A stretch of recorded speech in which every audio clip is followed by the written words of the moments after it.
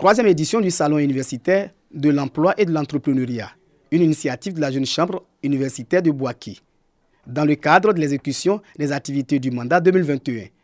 Par cette action, cette structure de jeunesse citoyenne veut établir un réseau d'opportunités d'emploi pour les jeunes.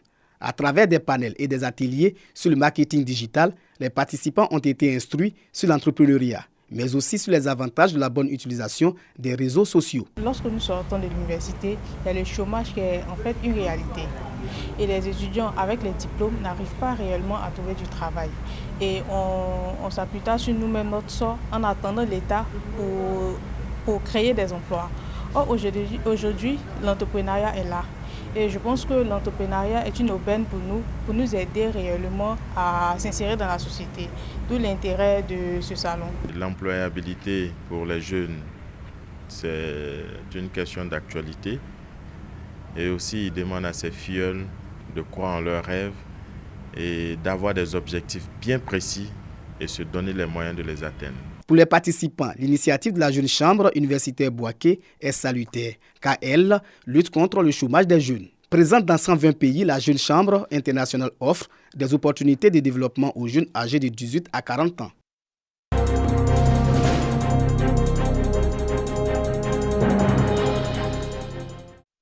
Permettre aux jeunes filles de la région du Tchologo, âgées de 15 à 35 ans, d'accéder aux métiers de l'énergie solaire et de l'électricité domestique.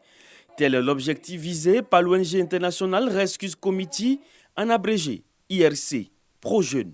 Le partenaire USAID a décidé de s'engager pour soutenir une autre composante d'énergie ici à Fekessédou.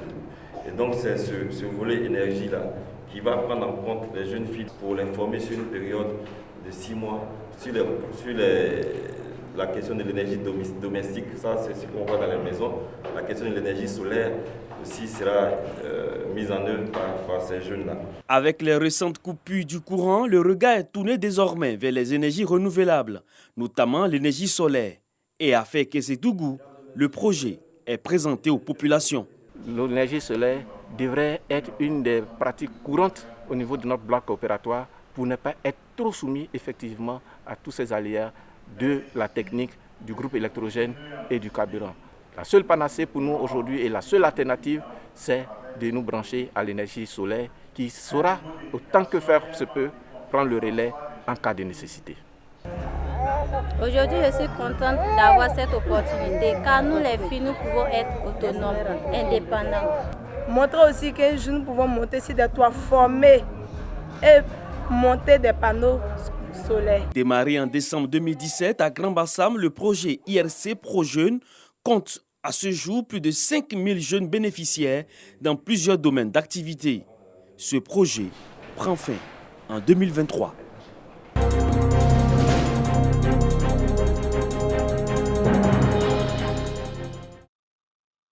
Bourebo, département de Béoumi. La localité fait partie des villages déplacés du fait des travaux de construction du barrage de Kossou. Nous sommes arrivés dans les années 70 sur ce site. On nous a expliqué à cette époque, moi-même j'étais très jeune, mais on nous a expliqué que c'est en venant ici qu'on aura l'électricité. Donc les parents n'ont pas hésité à venir.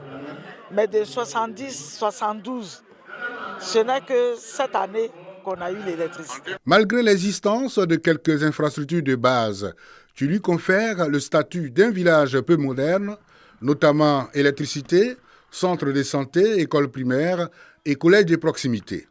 Ici, les habitants éprouvaient encore des difficultés pour les cas d'évacuation de leurs malades à Béoumi et dans les grandes villes. On est un peu loin de l'hôpital général et quand on doit évacuer une femme, vraiment c'était difficile. Il n'y avait même pas d'ambulance à Kondrobo, donc il fallait pratiquer les motos. Évacuer un malade qui devait se rendre à Béoumi, arrivé au bac, au bord là, il n'y a pas de piroguier.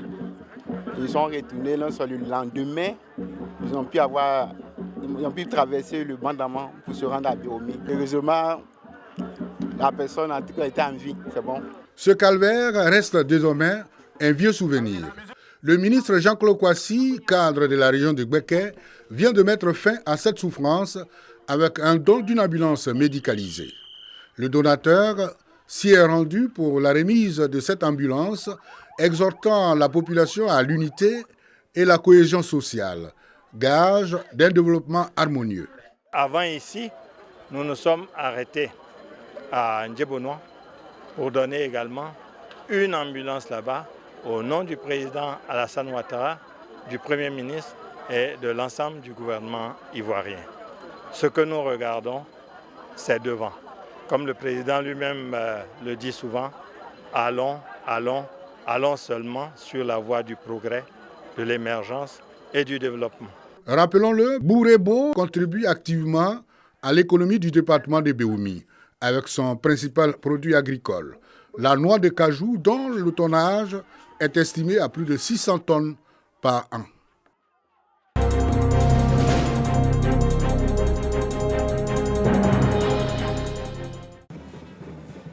Boifli, capitale de la région de la Marawi aux couleurs de la Journée internationale des infirmiers. Parade de la coopération dans les grandes artères de la ville pour marquer l'événement. Une célébration à l'initiative de l'Association nationale des infirmiers et infirmières de Côte d'Ivoire. Au menu des festivités, consultations foraines et journées scientifiques. Occasion pour les praticiens de voir leurs capacités renforcées par des experts nationaux et internationaux sur la profession infirmière. Afin de coller au thème de cette année, profession infirmière, une voie faite pour diriger, une vision pour des soins de demain. Je conseille à tous les infirmiers d'être des acteurs du développement, des acteurs du changement, des acteurs, des modèles à suivre pour que leur objectif qui est d'apporter la santé dans cette communauté puisse être atteint. Engagement donc des infirmiers à offrir des soins de qualité. Nous devons être ces agents qui donnent le sourire aux personnes découragées. Lorsque le patient franchit la porte du centre de santé, il doit se sentir guéri à cause de ton accueil. Les autorités présentes saluent l'initiative de promotion du métier d'infirmier. Nous avons 12 000 infirmiers et infirmières pour 6 300 sages-femmes en Côte d'Ivoire. Nous faisons un plaidoyer auprès de notre ministre pour corriger ces inégalités du genre. Infirmiers et infirmières, en tant que médecin, je sais combien votre journée mérite d'être amplement célébrée. Parce qu'il est inacceptable de la laisser passer sous silence. Le gouvernement ivoirien mesure bien la portée de vos actions. C'est pourquoi, face à la pandémie à coronavirus, le président de la République, son Excellence M. Alassane Ouattara, a pris des mesures pour le paiement des primes spéciales depuis la fin avril 2020 et ces paiements se poursuivent jusqu'à ce jour. Les meilleurs infirmiers et acteurs de la santé ont été distingués au cours de cette célébration. La Journée internationale des infirmiers est célébrée le 12 mai de chaque année. L'événement est à sa 5e édition en Côte d'Ivoire.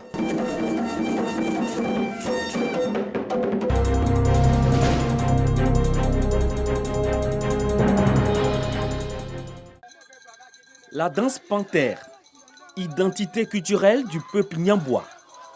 Une danse guerrière initiée par le peuple Oué et aujourd'hui devenue populaire en pays Nyambois.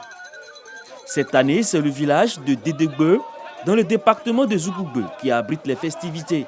Le but est de présenter les nouveaux initiés après 7 mois de formation passée en forêt. Le formateur des nouveaux initiés à la danse panthère est le Bouyei. Les initiés qui font leur sortie officielle appartiennent désormais à la 7e génération de la tribu Flébo.